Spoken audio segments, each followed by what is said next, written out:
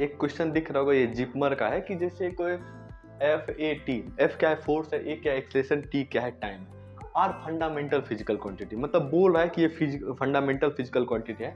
तो अब dimension formula of energy क्या होगा इसके टर्म में, ये समझ में आ रहा है। ये क्वेश्चन पूछता है आप कैसे बनाइए, भर भर के क्वेश्चन पूछा है, नीट में भी पूछा है, जेईई में पूछा है। एक मैं बता दे रहा हूँ, यही कॉन्सेप्ट है। अभी तक आप क्या देखें कि कोई 3 सेट है फिजिकल क्वांटिटी का, क्या वो फंडामेंटल है या नहीं, उसका हम लोग पहले ही देख चुके हैं। अब हम लोग उसका एप्लीकेशन देखते हैं।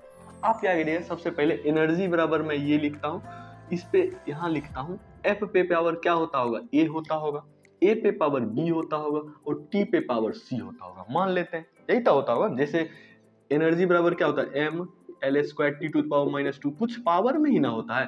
तो ये पावर का वैल्यू मुझे पता चल जाएगा, तो मैं फाइंड कर ही लूंगा कि इसका क्या होगा डायमेंशन फॉर्मूला इसके फॉर्म में। इतना बात समझ में आ गया, सिंपल है। अब देखिए इसको मैं क्या लिख सकता हूँ, M L square T to the power -2 लिख सकता हूँ। और फोर्स क्या होता है, M L T to the power -2 होता है, इस पे पावर ए लिख सकता हूँ। देखते रहिए, फिर ए क्या एक्सेलरेशन है, L T to the power -2, इस पे पावर भी बी हो जाएगा। टी क्या है, टाइम है, तो इस पे पावर क्या हो जाएगा, सी हो जाएगा। अब देखिए मैं ये लिख सकता हूँ M L square T to the power -2 equals to M पे पावर ए, देखते रहिएगा ठीक, और एल पे पावर ए प्लस बी लिख सकता हूँ क्योंकि दोनों मल्टीप्लिकेशन में ही होगा।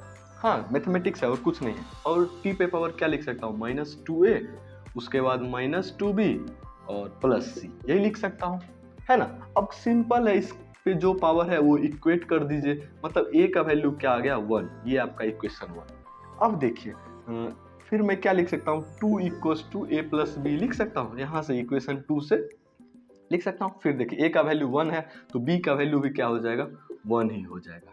इतना बात समझ में आ गया। अब देखिए सिंपल है, अब यहाँ से मैं ये भी लिख सकता हूँ -2a -2b plus C equals to -2।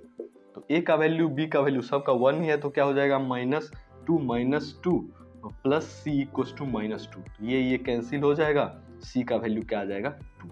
आया समझ में, मैथमेटिक्स से करके देखिएगा। मतलब एनर्जी बराबर मैं ये लिख सकता हूँ F पे पावर A, A पे पावर A और T पे पावर 2। अब देखिए कोई ऐसा ऑप्शन दिख रहा है, उसको क्लिक करिए ठीक। आई होप आपको समझ में आ गया होगा।